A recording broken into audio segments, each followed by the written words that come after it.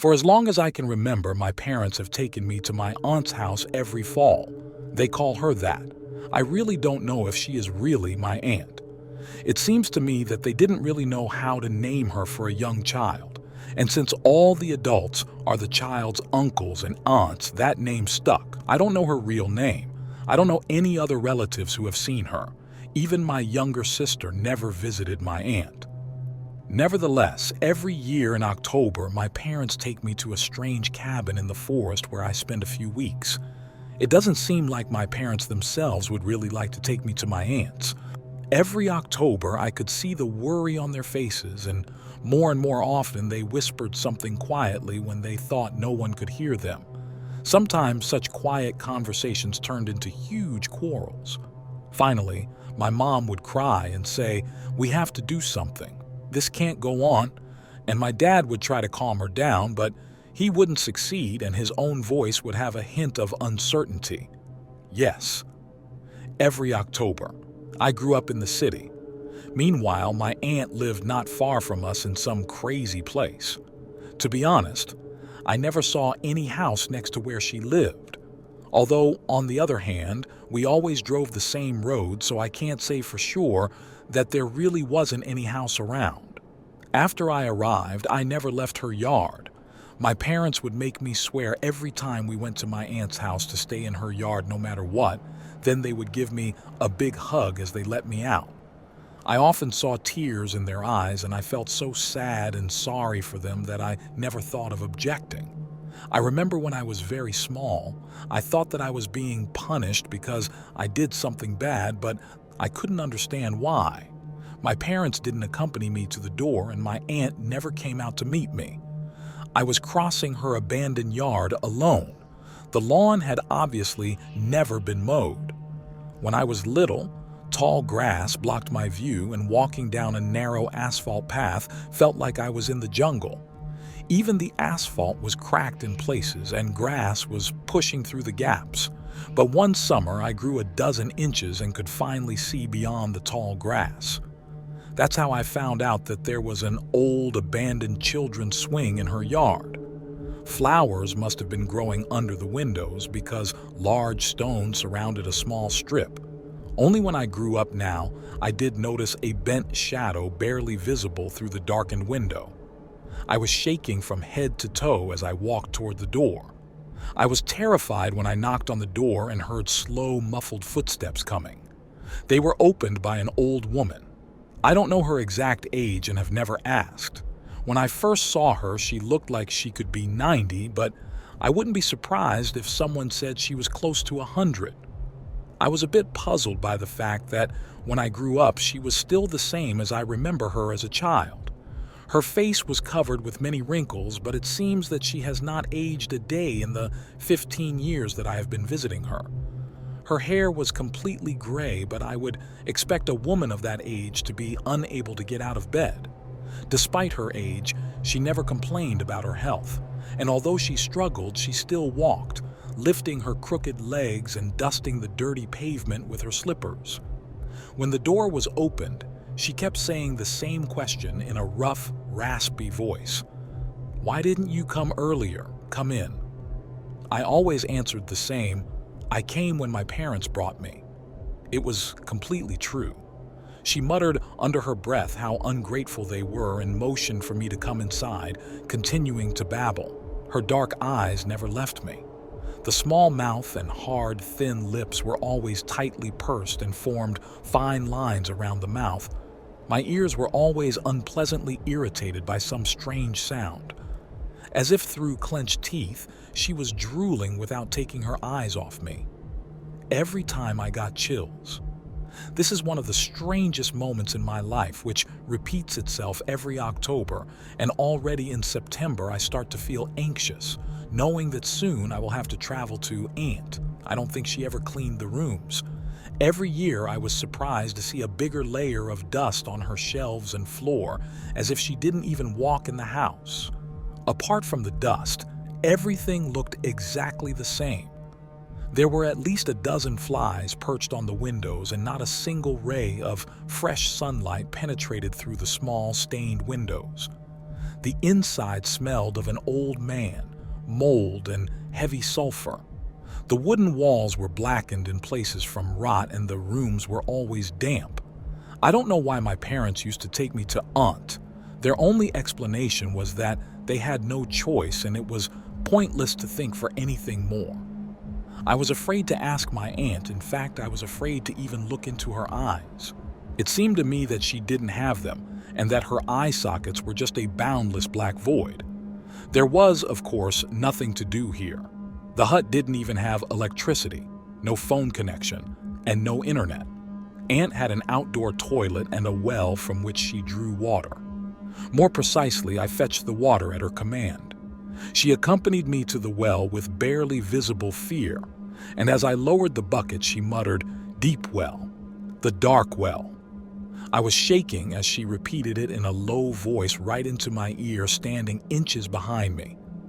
I was scared out of my mind that she would push me into the well, but she never had that thought. But the worst were the nights. It gets dark outside early in October. Since Aunt had no electricity, at some point the hut became completely dark.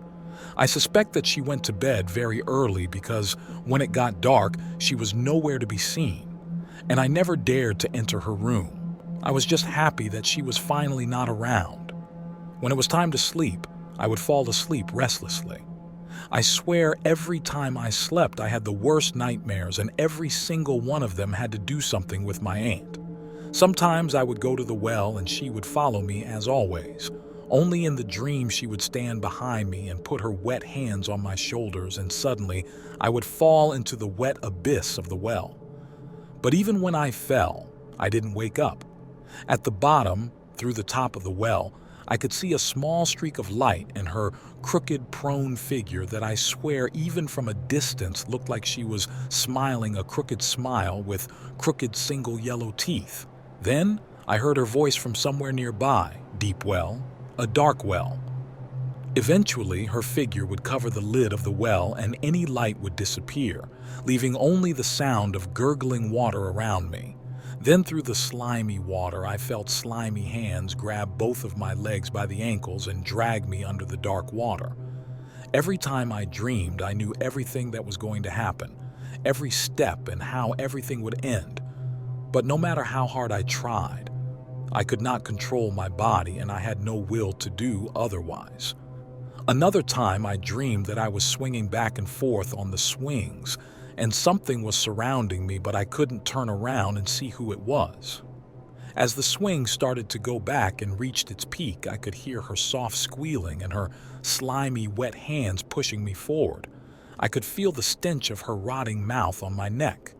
Another time I dreamed that I woke up at night because someone was rustling in the wardrobe next to the bed. I ran across the room and opened the door. Another door leads me outside, and I finally sprint across the dark courtyard and climb over a low gate. On the other side of the gate, I turn towards the forest. I lose control of my body again and run into the dense forest. After a few steps between the dark trees, I hear her eerie scream and I see her rise above the house and run to me, spreading her dirty rags. My steps become extremely heavy and slow. No matter how hard I try, it seems like I'm running into water and I can't escape any further. Then she comes right next to me and her wet hands grab me, and I wake up again. Similar dreams tormented me every night and ended only when I returned home. However, it took at least a few weeks before I fully recovered and could return to my normal life. The days at my aunt's house were also very similar. I could walk around the house unfettered, except her room was always locked regardless of whether she was inside or not. I was left with my thoughts constantly revolving around last night's nightmare or speculating about what nightmare I would have this night. I was able to go out into her weedy yard, but as far as I know, my parents said I wasn't allowed to go outside the gate. The aunt never mentioned the ban or why it was in place. All my life I listened to one rule that my parents told me to follow, but this October I decided that I will not suffer anymore. Being at my aunt's all night, I barely managed to fall asleep because of fear, and as soon as my consciousness sank into a sweet sleep, a new nightmare would begin. Then it would end, but a new one would immediately begin. It seemed like every year the nightmares got longer, and I dreamed more and more of them during the night. It became unbearable. After last night's dream, I decided I couldn't stand being at her house anymore. So I waited for the night to escape, quietly slipped out of my room and opened the unlocked front door. Just like in a dream, I jumped over a low fence and ran out onto the road unhindered. So that my aunt could not see me, I ran under the cover of the forest trees and decided to travel along the road that I knew my parents were bringing me. No one chased me out of the house. No hand reached me from behind, and my legs went easily without any difficulty. After walking for several hours, I reached a small village where an old man opened the door after knocking on it. He looked annoyed at first, but when he saw me, the anger on his face suddenly changed to surprise and sadness. He asked where I was coming from, and I told him that I got lost on my way from my aunt's and I wanted to go home. The man did not ask me anything more. I asked to be allowed to use the phone. While we were talking, his elderly wife came, and her face also showed sadness. The man allowed me to make a phone call, and I dialed my parents' number first, but no matter how many times I called, no one answered. After the first call, they suggested I better call the police, but I gave up only after a good 10 minutes. During that time, they called the police. This one arrived almost immediately. The middle-aged, gray-haired policeman had the same look of pity on his face. He talked to the elderly owners for a while and finally agreed to take me home. When we arrived, I expected my parents to run right back to me and I could go back into their arms. However, no matter how much I knocked on the door, no one opened it. The lights were already off. Luckily for me, we keep a spare key hidden and I got inside. It's been a week since I came back. Since then, I haven't seen my parents, sister, or heard anything from my aunt. Every night, I have the same nightmares that drive me crazy. Sometimes, even during the day, I can hear her voice and feel her bad breath.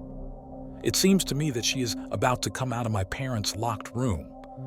My closet doesn't stop rattling at night, and I swear, we never had an abandoned well in the yard before. But now it stands near a low gate in a grassy yard.